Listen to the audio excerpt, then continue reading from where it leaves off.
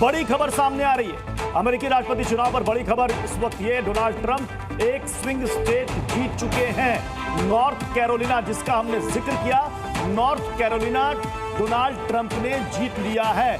7 swing states हैं और सातों स्विंग स्टेट्स को अगर हम मिला दें तो कुल होते हैं 93 इलेक्टोरल वोट। और इन 7 स्विंग स्टेट्स में से पिछली बार 6 स्टेट्स जीते थे जो बाइडेन ने। हालांकि आप कह सकते हैं कि नॉर्थ कैरोलिना को बरकरार रखा है डोनाल्ड ट्रंप ने, क्योंकि पिछली बार भी डोनाल्ड ट्रंप ने नॉर्थ कैरोलिना जीता था। स्विंग स्टेट्स में से एकमात्र यही एक स्टेट था जिसमें डोनाल्ड ट्रंप ने पिछली बार जीत दर्ज की थी। यानी इस बार भी नॉर्थ कैरोलिना के लोगों का विश्वास डोनाल्ड ट्रंप पर बना हुआ है।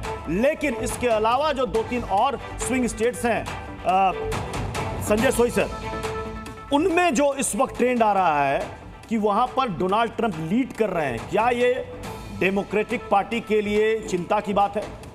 नहीं, बिल्कुल इसमें कोई शक नहीं है, क्योंकि जैसे आरती जी ने बताया था, मैं उस चीज़ से पूरी तरह से सहमत हूँ कि ये स्विंग स्टेट्स ही फर्क डालेंगे जितना पड़ेंगे। बाकी अपनी अपनी स्टेट्स को तो उनको पूरे वोट मिल रहे हैं, और जो स्विंग स्टेट्स में फ़र्क पड़ रहा है वो 3-4 जो पॉलिसीज़ के ऊपर जो उनके स्टेटमेंट है पार्टी के और डोनाल्ड ट्रंप के, उसके कारण मेन फ़र्क पड़ा है। एक तो इमिग्रेशन जो बहुत बड़ा इशू है वो हो गया, महंगाई और अनएम्प्लॉयमेंट, और चौथी बात ये हो गई कि जो वीकनेस ऑफ बाइडेन जो उन्होंने दिखाया, डेमोक्रेट पार्टी की जो कमजोर लीडरशिप के बारे में बार बार बातचीत आती रही है, उस चीज़ को देखते हुए ये स्विंग स्टेट्स में काफ़ी बड़ा फ़र्क पड़ रहा है। और ख़ासतौर से इमिग्रेंट्स जो हैं, लीगल इमिग्रेंट्स, लेटिनोज और मुस्लिम वोट्स बैंक का काफ़ी फ़र्क पड़ेगा जहाँ पर, जो बैलेंस टिल्ट कर जाएंगी, क्योंकि ये श्योर शॉट 100% रामकृपाल सर जाते हैं। अगर मान लीजिए कि पिछली बार वाले नतीजे डेमोक्रेट पार्टी यहाँ दोहरा नहीं पाती है, तो फिर सवाल उठेगा कि क्या कमला हैरिस में वो मैजिक नहीं था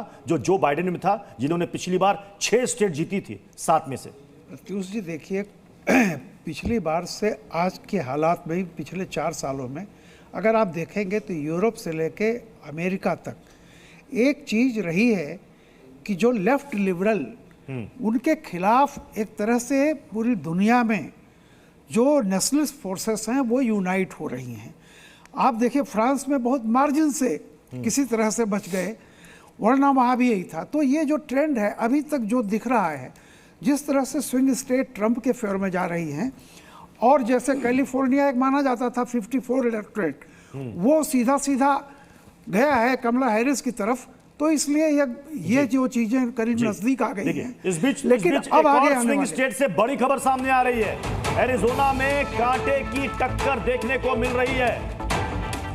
ट्रंप और हैरिस में 0.13% वोट का ही अंतर है। डोनाल्ड ट्रंप को 49.63% वोट मिले हैं, जबकि कमला हैरिस के पक्ष में गए हैं 49.50% वोट, यानी कि मार्जिन बहुत कम है यहां पर डोनाल्ड ट्रंप और कमला हैरिस में।